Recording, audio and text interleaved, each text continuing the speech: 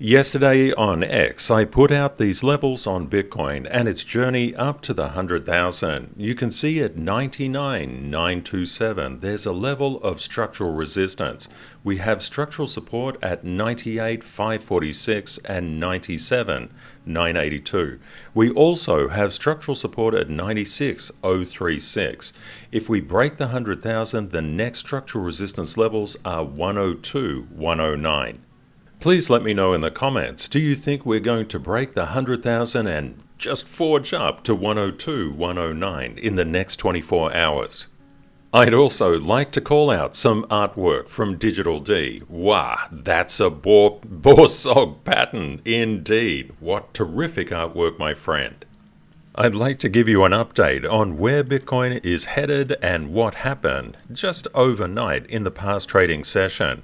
We can see that we were about here when that screenshot was shared on X. Now, what happened next was weakness inside the crypto market followed by strength. But why did this occur? The answer is always contained in the cheat sheet.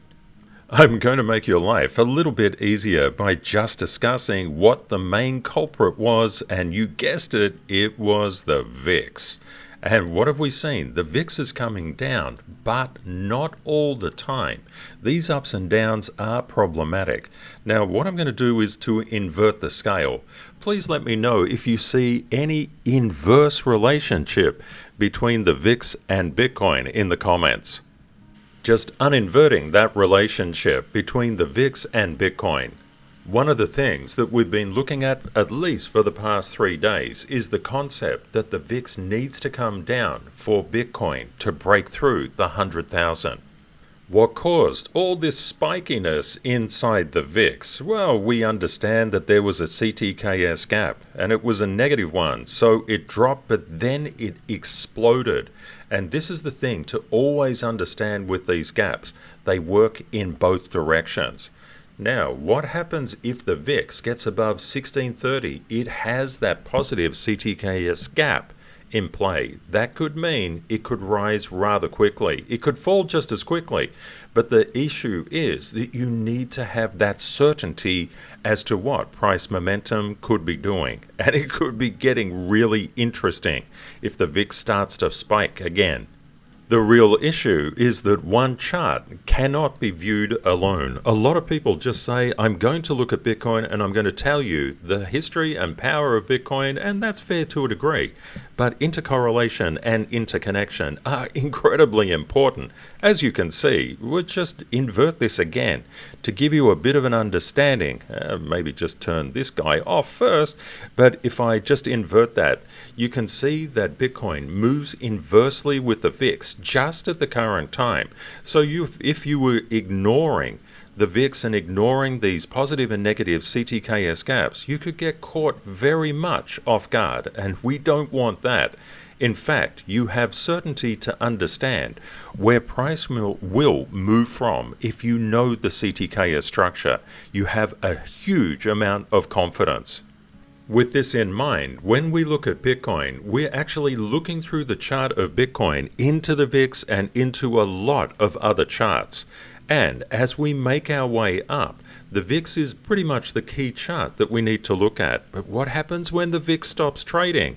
As it does, it's pretty lazy. We need to look at the futures of the main markets. That's a way that we can look through and see what the VIX and junk bonds are doing. We're getting that positive momentum towards the 100,000. And if we break through, we could have some pretty explosive upside.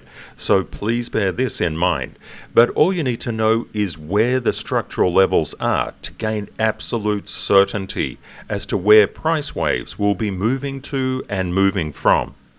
CTKS family, if you'd like to take a screenshot of this and share it on social media, you're very, very welcome to. I'd like to give a call out to our global CTKS family. What an amazing group of people. I'm currently up in Sydney, or is that down in Sydney, for the Australian Crypto Convention Conference. And I'm so looking forward to catching up with people. Now, hopefully, what you're seeing just at the current time is there's a little bit of positive momentum inside the VIX. And that's not just pulling down Bitcoin, it is also pulling down the major market indices. Remember, price is moving in a wave. If it can't get above, it's going to the one below. That's why we know that these structural levels are like safety nets, and they do catch price. Remember, they're not like brick walls. They won't just stop there and go pang and just flick up. That doesn't work that way. They can overshoot. But the concept is, at least we know where they are, and that is awesome. Have a great day or night ahead, my friends, and Kate and I look forward to catching up with you again in the next video. Bye for now.